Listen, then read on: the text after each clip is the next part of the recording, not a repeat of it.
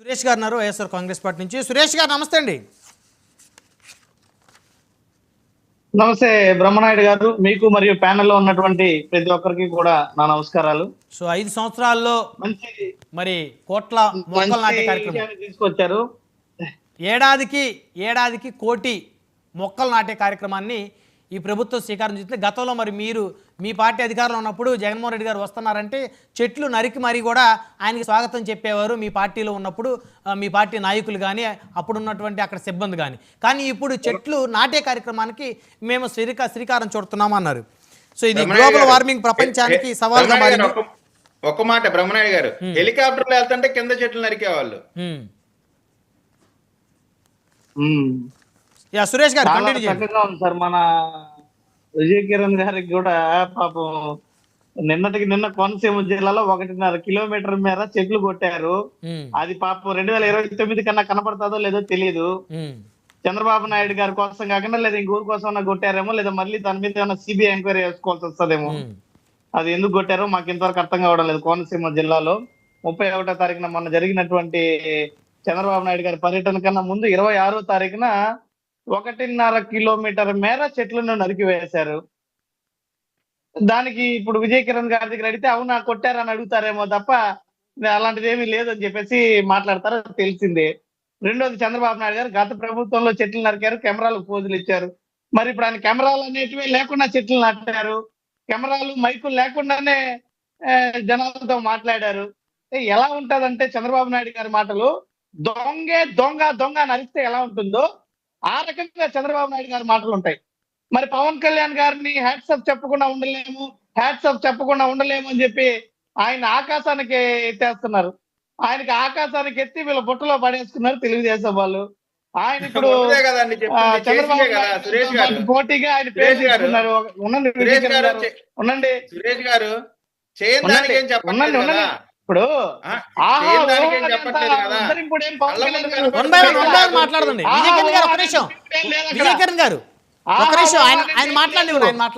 ఆయన చంద్రబాబు నాయుడు గారు ఇచ్చిన ప్రతి హామీకి నేను పూర్తిదారునని ఈ రోజు ఎక్కడ ఏ కలుగులో ఉన్నాడో అర్థం కావట్లా.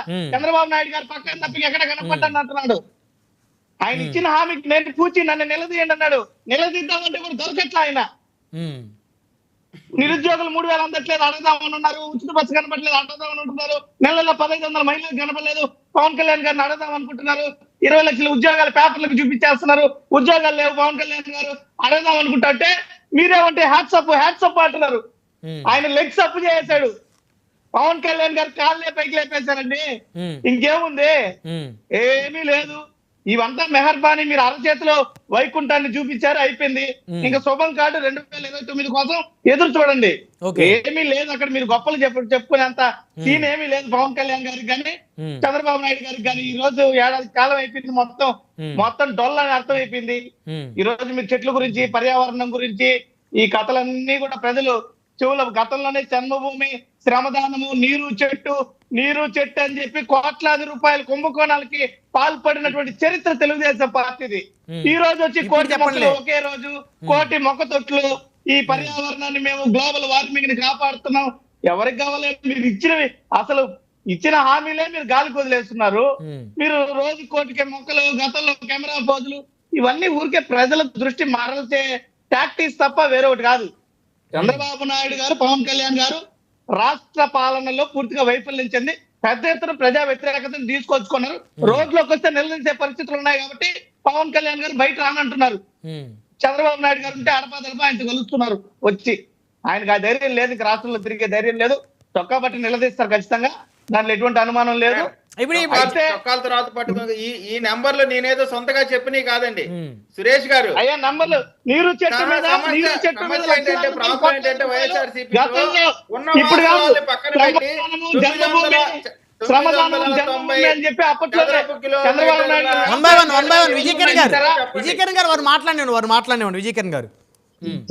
నేను ఒకటే విజయకిరణ్ గారు, మీకు గుర్తుందో లేదో, మీకు చంద్రబాబు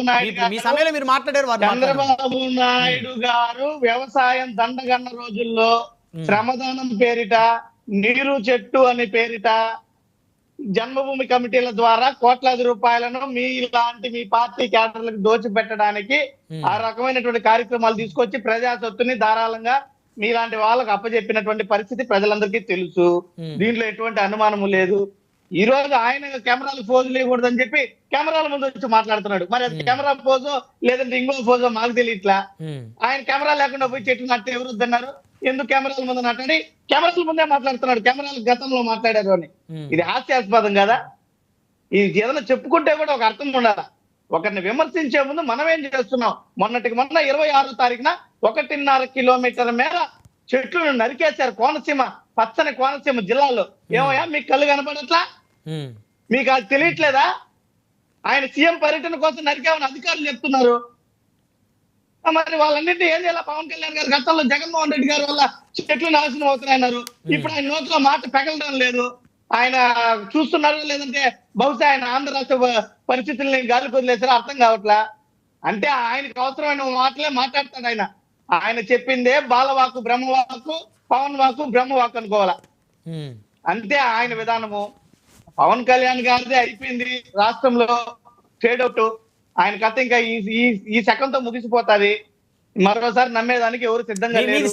ఎందుకంటే ఆయన ఎన్ని అవతారాలు ఎత్తినా, సనాతన అవతారాలు ఎత్తినా, అవతారాలు ఎత్తినా గతంలో ఒకసారి జత కడతాడు,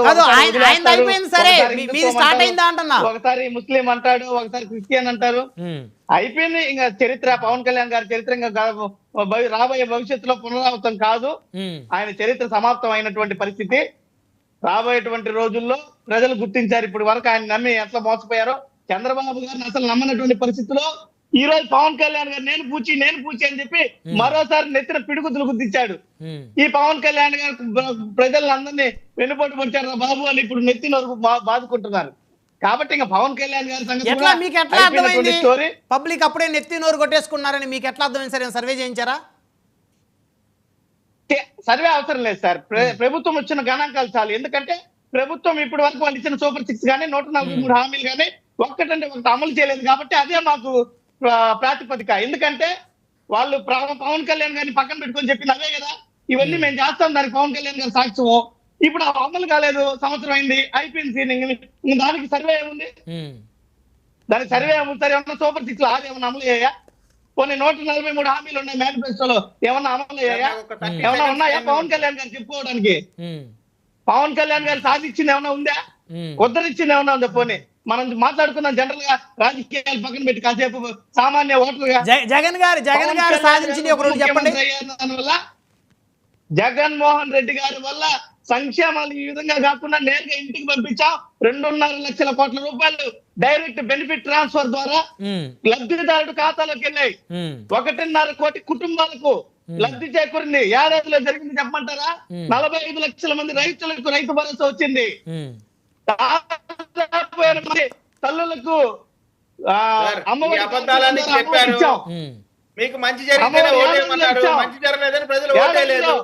ఇంకా వీళ్ళు అదే మాట ఎన్ని రోజులు పడతారు? ఫీజు రియంబర్స్మెంట్ ఇచ్చాం. ఎన్ని రోజులు పడతారు? ఫీజు రియంబర్స్మెంట్ అసలు ఊచెత్తారా? ప్రజలు ప్రాతినిధ్యం వహిస్తున్నటువంటి మంత్రి ఆయన దగ్గర ఉన్న శాఖ ఆయన ఇస్తానన్న ఫీజు రియంబర్స్మెంట్ ఇచ్చారా? చెయ్యి గుండె మీద వేసుకొని చెప్పండి విజయ్ గారు. ఇప్పుడు ఇస్తారంట, ఈ సంవత్సరం ఇస్తారంట సురేష్ గారు. ఇప్పుడు ఈ నెల నుంచి తల్లికి వందనం ఇస్తామన్నారు. అదే విధంగా ఆగస్టు 15 నుంచి మహిళలకు ఉచిత బస్సు సౌకర్యం కల్పిస్తామన్నారు.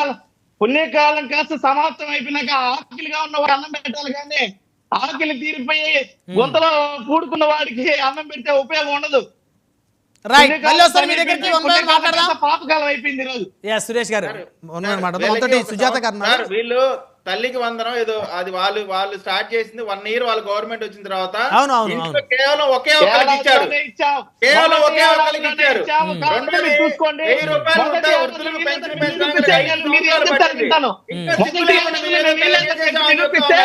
మీరు ఏమి చెప్తే దానికి ఓపెన్ సవాల్ సిద్ధంగా ఉన్నా.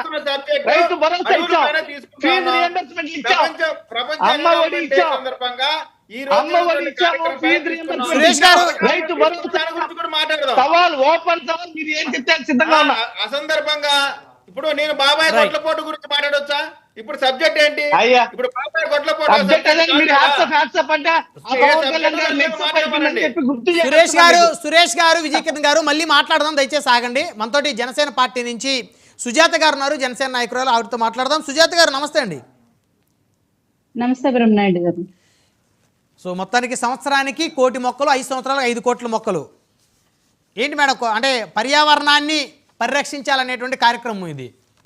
సో ఓన్లీ పర్యావరణము ఈ కార్యక్రమాలైనా లేకపోతే సంక్షేమ పథకాలు